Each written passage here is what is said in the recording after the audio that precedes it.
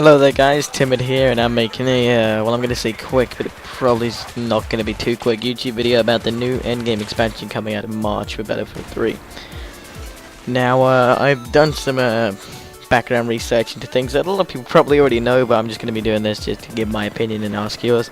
So basically, the endgame expansion coming out in March is going to be showing off the new Capture the Flag game mode, which is on 4 maps, which are Cassia Railroads. This map looks pretty fun. They all look amazing, so I'm going to leave a link to the description of them all in the video, so then you can go check this out for yourself, and it will be in the description. So yeah, basically the maps are I can't actually these are really hard to pronounce.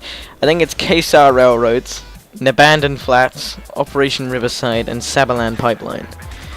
Now, Kesar Railroad to me looks like a really interesting map because it's actually fucking got a lot of trees and shit in it, and it looks really big. So this is gonna make for some pretty good engagements, if you ask me. Now, the actual Capture the Flag game mode, I think if they execute it well, this is gonna be such a cool idea, because in most games, you know, Capture the Flag's one of those game modes where it's there, but it's not that played like a lot. If you get what I mean. Kind of, maybe, I don't know. Just in other games, other shooters, I'm just gonna use Call of Duty. I'm not saying like it's anything like Battlefield, but in Call of Duty, for example, Capture the Flag is not the most played game mode. Neither is it in other games, like, or the equivalent of Capture the Flags in other games, if you ask me. But like I say, if they execute this well, I think it can lead to some really intense firefights, because there's only really one point of objective for each team, and that's the other team's flag. So you're either going to get some really awesome situations where, you know, you're chasing down the flag runner, like in the trailer, or where maybe you're trying to, you know, escort the flag or defend it. And I think that's going to be really exciting. Plus, the other mechanic I'm liking the sound of is the fact that the flag isn't just instantly returned to base, you have to actively defend it. So, in a way, you kind of have to make sure you take down the enemy at the right time, or else you're just going to pick the flag straight back up.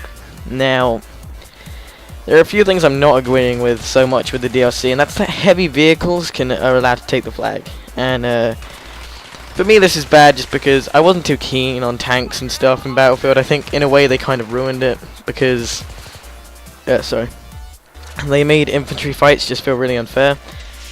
The game didn't feel as balanced like in Battlefield Bad Company 2. When a tank came in Bad Company 2, you know, kind of wasn't that big of a deal. It's a tank, you can probably kill it with a little bit of communication, whereas in Battlefield 3 I just feel they're too powerful. It's like, oh, there's a tank, we may as well all be dead. So I think perhaps that tanks should have more of a supporting role, or else, you know what, admittedly you're going to be faster on like a motorbike or whatever, but at the end of the day you're a lot more exposed, so why not just strap it to a tank? I mean, it's kind of simple, right? Yeah, I'm not actually even sure why they're putting tanks in it. Maybe like 1 or 2 tanks a team, but I think any more than like 1 or 2 would just ruin it, because it just turns into, you know, armed kill all over again. But yeah, so there's also been some other news, and that's the new vehicles. Now, everyone knows about the motorbike because that's been showcased in every trailer and it looks amazing. The other vehicles available are the Humvee S-Rad, which is the anti-air Humvee that you see in the trailer. There's also a Gaz Vodnik anti-air version, so both teams get access to the anti-air versions of their vehicles. It's pretty cool. And the Lockheed Martin C-130 dropship, which is the exact same one in a way. Well, I actually think it's the Super Hercules C-130 in the other expansions, you know, Armored Kill, that utilizes it. But this one allows the rapid deployment of troop transport vehicles to the battlefield. Now, once again, bit concerned. It would be cool if, you know, it's like a one-time thing. You get to, like, not like one time, as in like very long respawn time. You get to para-drop your troop transport in, because that's going to look amazing. But I think if you can be using this every like 30 seconds and be deploying APCs, I think that's once again going to lead to some really unfair engagements. I mean, a lot of people, they really enjoy the vehicle aspect of Battlefield, but I don't know, I think infantry combat is the shining fucking star behind all of Battlefield, and they kind of made it a lot harder to do in Battlefield 3. So, yeah. Admittedly, on PC it would be a different story because you know you can have like 64 players a server, so you know 128 players all up against each other. I mean, tanks and shit still gonna be a problem, but a lot easier to take out. Of course, like for us console guys, it's gonna be a bit, you know, bit more harder. But still, I really like the idea. I mean, I'm a little bit worried, like not worried. I'm kind of looking forward to this idea of being able to drop ship and things. At the same time, I am concerned about it, but.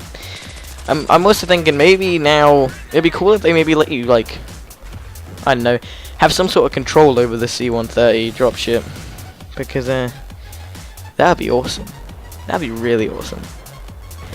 Yeah, more news. Of course, you know, the air superiority game mode that's also been released. The trailer is available on Battlelog if you're a premium member, but there are ways to view it on YouTube if you haven't seen it yet.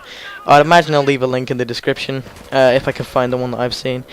And I'm so excited for this because since the game came out and I took a liking to jets, I was like, you know what they need to do? They need to make a fucking air superiority, because playing that shit in Battlefield 1943 on the Xbox 360 when that came out on arcade was amazing. Okay, that was so much fun. I mean, the planes in that were kind of, you know, they're you know, realistic to the context of the time period, but they were still pretty hard to fly every now and again. I mean, once you get the hang of it, like in Battlefield 3, you know, it's kind of easy, but yeah. I mean, I'm gonna like it because I really like flying in jets, and it's gonna lead to some pretty awesome stuff. A little bit worried though about. I'm hoping that they don't let you, you know, take anti-air rockets or something ridiculous, because then you're just gonna have people sitting back on their boats and or whatever it is. I'm just saying boats because that's what it was in 1943. Although if it's on these maps, then it won't be on boats. So that was kind of a dumb comment. But yeah, I mean, if you just have engineers sitting back at the base firing fucking, you know, lock-on rockets into the air, it's gonna make the game a little bit more unfair. But still, it looks really exciting, and the trailer was amazing for it.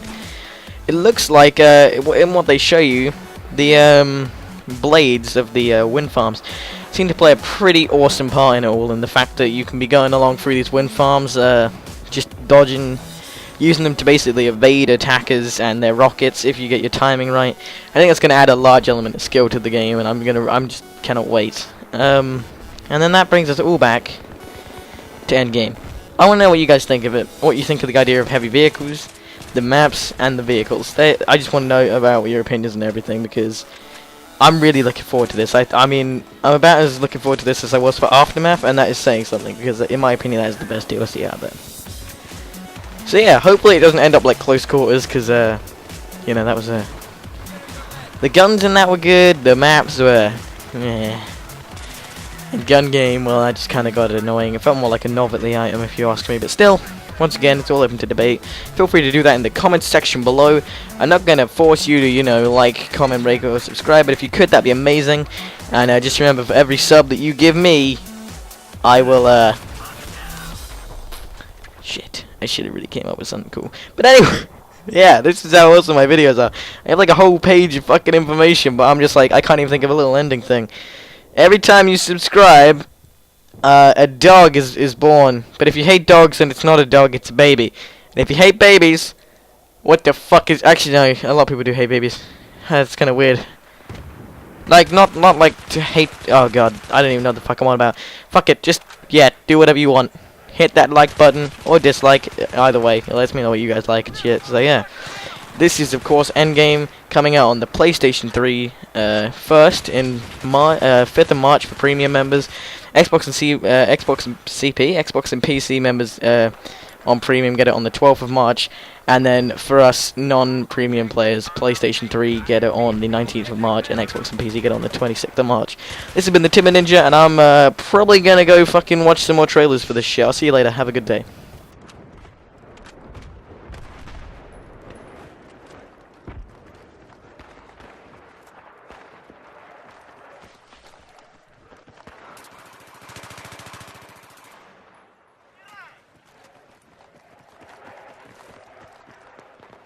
Here's your med kit.